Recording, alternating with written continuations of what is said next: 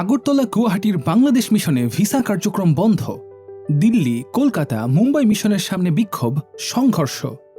10 দিনের মাথায় ভারতীয় হাই কমিশনারকে পুনরায় তলব। উপরের শিরোনামগুলি দুই দেশের কূটনৈতিক সম্পর্কে সাম্প্রতিক উত্তেজনার ইঙ্গিত দেয়। সংখ্যালঘু ইস্যুতে ভারতের কিছু মিডিয়া ও দায়িত্বশীল মহলের অপপ্রচার, কূটনৈতিক মিশনে হামলা এবং হঠাৎ ভিসা কার্যক্রম বন্ধের মতো ঘটনায় সম্পর্ক আরও জটিল হয়।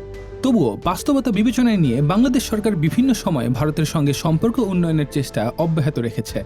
তবে ইনকিলাব মঞ্চের মুখপাত্র শরীফ ওসমান হাদি ও ময়মনসিংহে দীপু চন্দ্র দাসের হত্যাকাণ্ডকে ঘিরে দুই দেশের রাজনৈতিক নেতাদের বিরূপ বক্তব্যে বাংলাদেশ ভারত সম্পর্কে নতুন করে টানাপোড়েন সৃষ্টি হয়েছে।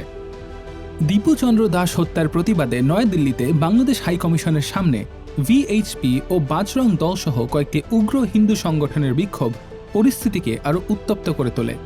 এ সময় উগ্র সংগঠনের সদস্যরা ভারতে নিযুক্ত বাংলাদেশের হাই কমিশনার রিয়াজ হামিদুল্লাহকে গালিগালাজ করে। নিরাপত্তাজনিত কারণে এর পরিপ্রেক্ষিতে দিল্লিস্থ বাংলাদেশ হাই কমিশন সাময়িকভাবে সব ধরনের কনসুলার সেবা ও ভিসা কার্যক্রম স্থগিত করে।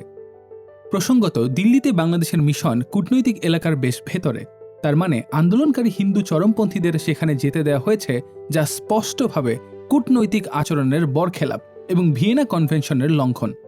চুক্তির 22 নম্বর ধারা অনুযায়ী কূটনৈতিক মিশনের নিরাপত্তা এতটাই সুরক্ষিত যে বিদেশি মিশন প্রধানের অনুমতি ছাড়া স্বাগতিক দেশের সরকার বা তাদের কোনো প্রতিনিধিও সেখানে প্রবেশ করতে পারবেন না। ধারায় আরও বলা হয়েছে যে মিশনে কোনো প্রকার হামলা, ক্ষতি কিংবা মর্যাদাহানি যেন না হয় সে বিষয়ে স্বাগতিক দেশ প্রয়োজনীয় ব্যবস্থা গ্রহণ করবে। দীপু দাস হত্যাকাণ্ডে ইতোমধ্যে 12 জনের বেশি আসামিকে গ্রেপ্তার করা হয়েছে এবং বাকিদের ধরতে আইনশৃঙ্খলা বাহিনীর অভিযান বাংলাদেশের সকল নাগরিক এই নৃশংস হত্যাকাণ্ডের তীব্র প্রতিবাদ জানায়। তবে হতাশার বিষয় হল, যে দেশ নিজেই সংখ্যালঘু নির্যাতনের অভিযোগে নিয়মিত সমালোচিত, সেই দেশই অন্য একটি স্বাধীন রাষ্ট্রের নাগরিকদের নিরাপত্তা নিয়ে উদ্বেগ প্রকাশ করে এবং কূটনৈতিক শিষ্টাচার উপেক্ষা করে মিশন এলাকায় বিক্ষোভ ও সংঘর্ষের সুযোগ সৃষ্টি হতে দেয়।